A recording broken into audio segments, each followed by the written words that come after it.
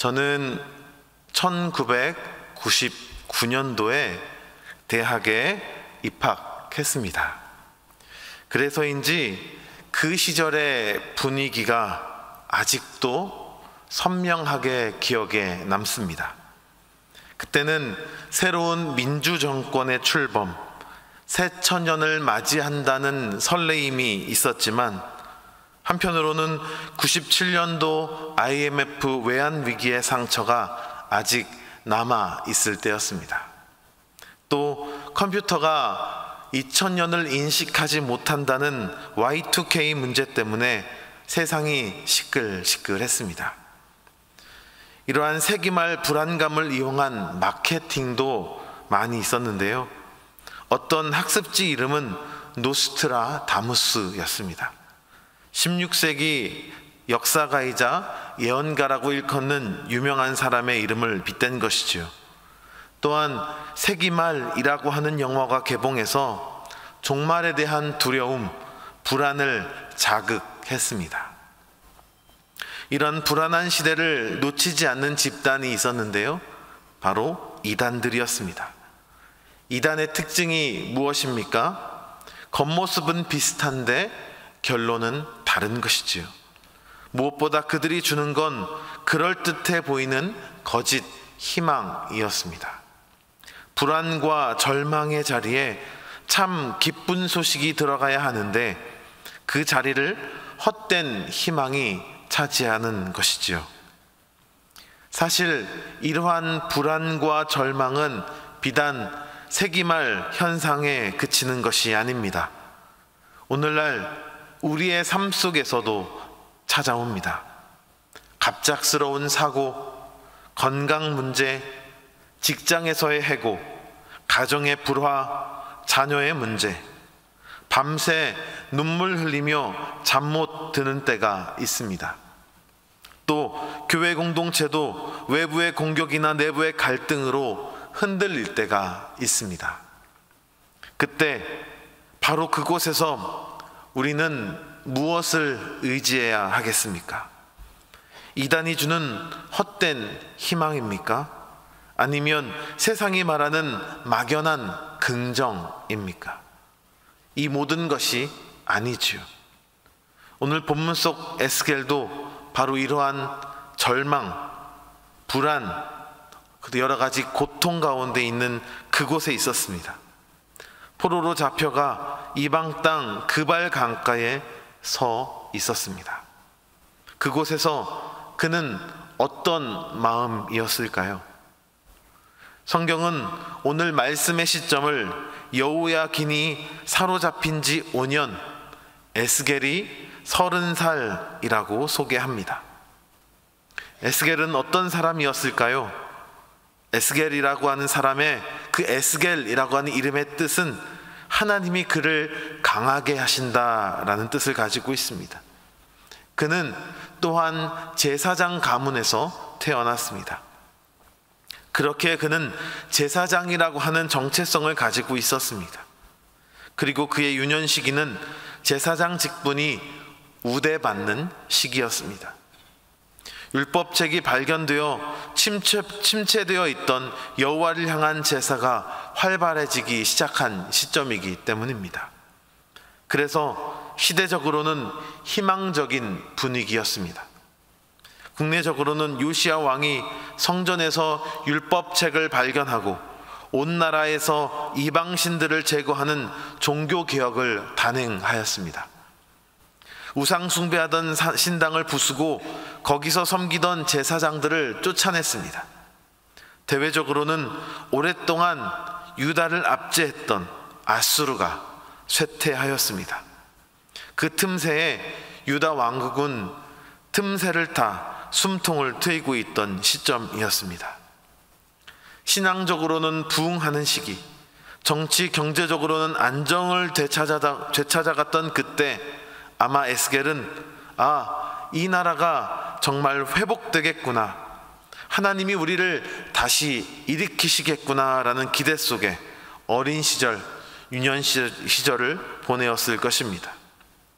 그러나 과거도 현재도 개혁은 쉽지 않았습니다. 사람들 마음속에 자리 잡은 우상은 사라지지 않았습니다. 겉으로는 하나님을 예배했지만 삶은 여전히 불의로 가득하였습니다. 그 당시 활동했던 예레미야 선지자가 회개를 외쳤지만 그 당시 많은 사람들은 그것을 외면하였습니다. 그러다 모든 희망이 꺾이는 비극적인 사건이 발생합니다. 기원전 609년 요시야 왕이 애굽과의 전투에서 전사한 것입니다. 비록 온전하지는 않았지만 종교개혁을 이끌었고 유다 왕국의 부흥을 이끌었던 왕이었습니다. 그가 전쟁에서 전사하게 되면서 유다는 애굽의 지배 아래 들어가게 됩니다. 애굽은 직통 후계자였던 요시야의 아들 여호아스를 포로로 잡아가고 여호야김을 왕으로 세웁니다. 여호야김은 요시야 왕의 개혁을 뒤집고 애굽의 꼭두각시 노릇을 합니다. 당시 예루살렘에 있던 예레미야는 애굽의 편에 서서 하나님을 멀리하고 하나님의 뜻과 멀어진 여호야김을 강력하게 비판합니다. 여호야김 역시 권력자를 비판하는 예언자를 좋게 보지 않았었고요. 이 갈등을 상징적으로 드러내는 사건이 하나 있는데요. 궁전에서 예레미야의 예언 두루마리가 읽혀질 때 여호야김 왕이 그것을 불태우는 사건이 일어납니다.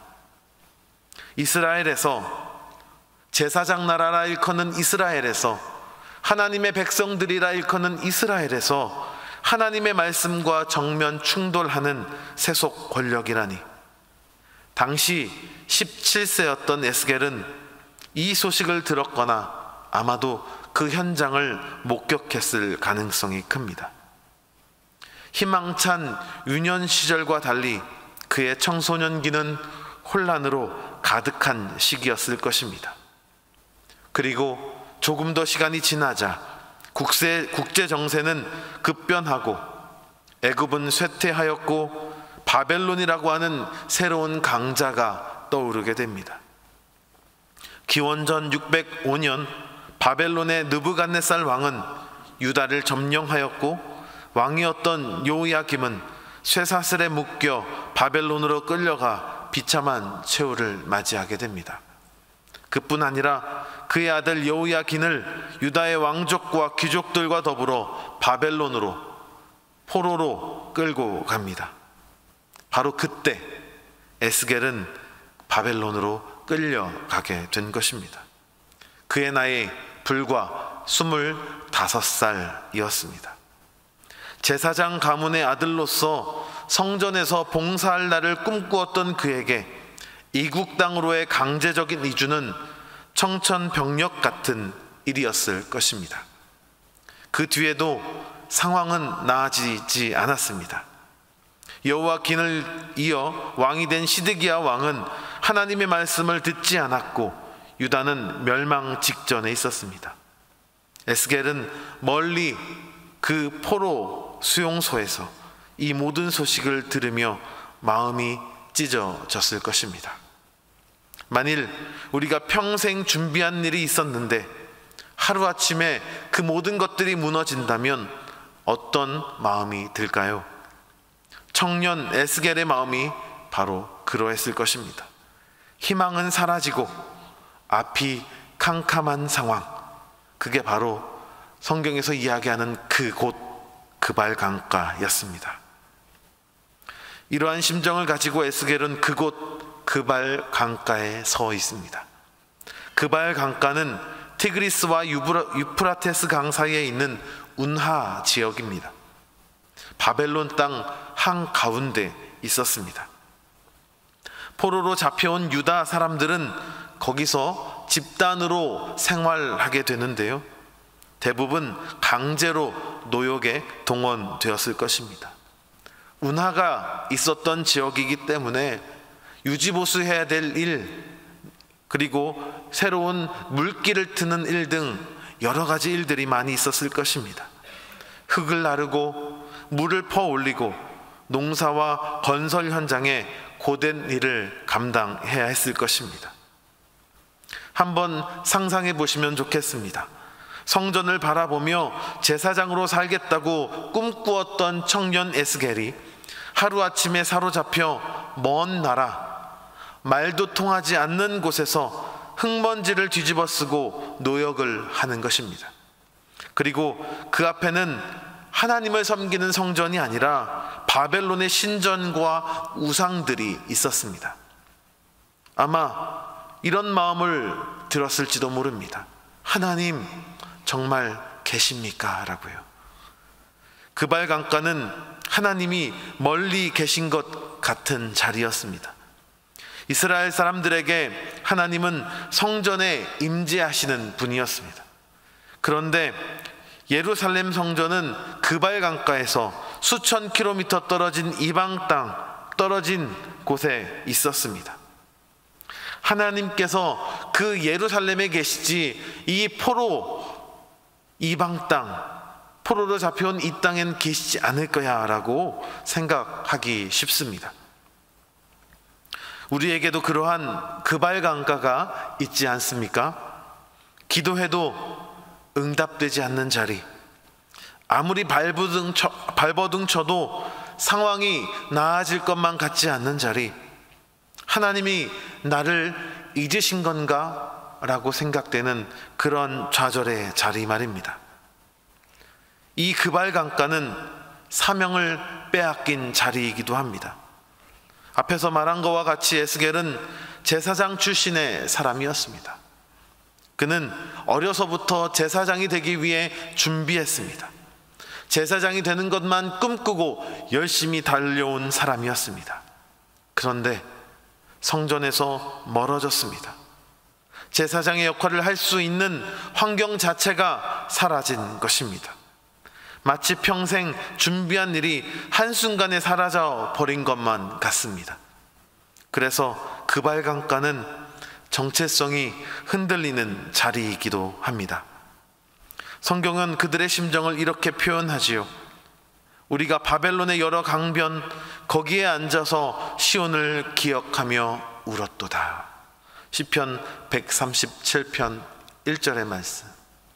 지난주일 우리 위임 목사님께서 선포하셨던 말씀의 본문이기도 합니다. 수금을 버드나무에 걸고 노래 대신 눈물만 남은 자리, 그곳이 바로 그발 강가였습니다. 혹시 지금도 이런 자리에 계신 분들이 계십니까? 기도의 노래가 사라지고 찬양 대신 한숨이 나오는 분이 계십니까? 올해 준비한 목표가 좌절되거나 건강 때문에 하고 싶은 일을 못하거나 관계의 단절 때문에 마음이 무너지거나, 바로 그 자리, 바로 우리의 그발 강가입니다. 그런데 놀라운 일이 일어납니다.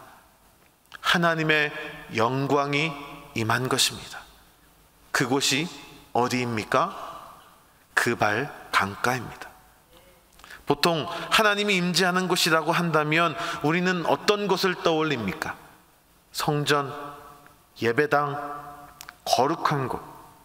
그런데 하나님은 의도적으로 예루살렘이 아니라 바벨론 포로지 한복판에서 에스겔을 부르십니다.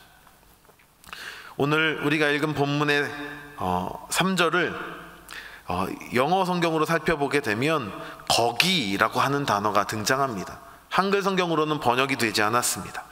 개역 성경에 여호와의 권능이 내 위에 있느니라 라고 하는 번역한 부분을 영어로 번역하면 하나님의 손이 거기서 내 위에 있었다라고 직역할 수 있습니다. 여기서 거기는 단순한 장소 표현이 아닙니다. 그곳은 절망과 상실, 더럽혀진 환경, 눈물의 자리, 믿음이 흔들리는 바로 그 자리입니다. 에스겔은 아마 생각했을 것입니다. 하나님은 예루살렘 성전에나 계시지 이런 부정한 이방 땅에는 오시지 않을 거야. 그런데 하나님은 그 생각을 깨뜨리신 것입니다. 이방 땅, 부정한 땅, 절망의 땅 그발 강가에 하나님이 임하신 것입니다. 성경은 이와 비슷한 것을 여러 번 보여주십니다. 하나님이 없을 것만 같은 요셉이 감옥에 있을 때 하나님이 함께 하셨다라고 말씀하십니다. 다니엘이 사자굴에 던져질 때 하나님이 거기 계셨다라고 말하고 있습니다. 세 친구가 풀무불 속에 던져졌을 때 하나님이 그곳에 동행하셨다라고 말씀하시죠. 그리고 십자가, 인류 역사상 가장 절망적인 그 자리에서 하나님은 구원의 역사를 이루셨습니다. 하나님은 오늘도 우리의 그곳을 아십니다. 남들에게 말하지 못하는 고민, 아무도 모르는 깊은 상처, 실패의 자리, 우리는 거기서 하나님을 느낄 수가 없습니다. 너무나도 고통스럽기 때문이지요. 하지만 하나님은 거기서 우리를 부르십니다. 에스겔이 그발 강가에서 부름을 받은 것처럼 하나님은 지금 여러분이 있는 그 자리에 역사하십니다. 건강 때문에 집에만 계신 분이라도, 일터에서 버티느라 지친 분이라고 할지라도 하나님은 거기에서 시작하십니다. 이것이 은혜입니다. 우리가 하나님을 찾아갈 수 없는 자리에서 하나님이 먼저 우리를 찾아오신다는 것입니다. 우리가 하나님께 먼저 가는 것이 아니라 하나님께서 우리에게 먼저 찾아오신다라는 것입니다. 그래서 에스겔은 훗날 이렇게 고백합니다. 여호와 삼마, 여호와께서 거기 계신다라고요. 여호와 삼마, 여호와께서 절망의 자리에 우리와 함께 하신다라고요. 오늘날 우리에게 그곳은 어디입니까? 오늘날 우리 한국교회 그곳은 어디입니까? 오늘날 우리가 살고 있는 우리의 삶의 현실은 과거 일제시대와 같이, 군사정권의 시대와 같이 거악과 싸우는 현장은 아닙니다. 과거 일제의 압제에 순교를 각오하며 신앙생활을 했던 믿음의 선배들의 그곳, 불의에 항거하여 하나님의 공의를 외쳤던 그 시대의 그곳, 우리는 그 시대에 그곳에서 공의로우신 하나님의 임재를 간구하였습니다. 그리고 하나님께서 역사하심으로 우리는 해방을 맞이했고 민주화라고 하는 놀라운 역사를 이루어냈습니다. 세상 사람들은 그것을 우리의 힘으로 감당했다라고 이야기하지만 믿음의 눈을 가진 우리는 이것을 하나님의 섭리다라고 고백합니다. 시간이 흘러 오늘날 겉으로는 우리의 믿음을 방해하는 것이 보이지 않습니다. 믿음을 갖고 믿음을 지키고 사는 것이 어느 때보다 쉬운 시대입니다. 하지만 우리는 여전히 믿음을 지키고 믿음대로 사는데 힘이 듭니다. 오히려 눈에 보이는 거학이 없기 때문에 더 어려울 때가 많이 있습니다. 믿음을 가지고 사는 것과 그렇지 않은 것이 차이점이 느껴지지 않기 때문입니다. 그런 상황 속에서 믿음대로 산다고 하면 마땅히 권리를 포기해야 하는 것이 많습니다. 믿음대로 산다고 무조건 형통한 것이 아니기에 사람들의 조롱을 받기도 합니다. 때론 이해할 수 없는 고난이 찾아오기도 합니다. 육체가 무너지기도 하고 물질이 무너지기도 하며 관계가 망가지기도 합니다. 하지만 기억해야 하는 것이 있습니다. 바로 그러한 어렵고 힘든 상황 속에서도 하나님은 거기 계신다라는 것입니다. 예수님께서 종교적 위선으로 가득 찼던 예루살렘이 아닌 변방 갈릴리로 오셨던 것처럼, 우상 숭배로 찌들어 있던 예루살렘이 아닌 바벨론 그발 강가에 하나님의 영광이 임했던 것처럼 우리의 가장 힘들고 연약한 그때, 믿음을 지키기 너무나도 어려운 그곳, 좌절과 정체성의 혼란이 찾아오는 바로 그곳에 하나님께서 함께 하십니다. 고단한 바벨론 포로 생활 중 경험한 하나님의 임재로 큰 위로를 받았던 이스라엘 백성들처럼 어떤 상황에서도 우리를 포기하지 아니하시고 떠나지 아니하시고 함께 하시는 하나님이 우리의 하나님이라는 사실에 큰 위안을 얻으시기 바랍니다. 우리가 비록 느끼지 못하더라도 하나님은 한 번도 우리를 버리신 적이 없으시다라는 것을 굳게 믿으시기 바랍니다. 우리를 포기하지 않으시는 그 신실하신 하나님, 그 하나님의 마음에 합한 자로 살아가시기를 바랍니다. 그 하나님의 마음을 얼음 냉수와 같이 시원케 하는 믿음의 사람으로 살아가시기를 바랍니다. 그런 성도가 우리 광주 베델교회 성도가 되기를 기도합니다. 함께 기도하겠습니다. 사랑과 은혜가 풍성하신 하나님 아버지, 우리의 인생에도 그곳이 있었음을 고백합니다.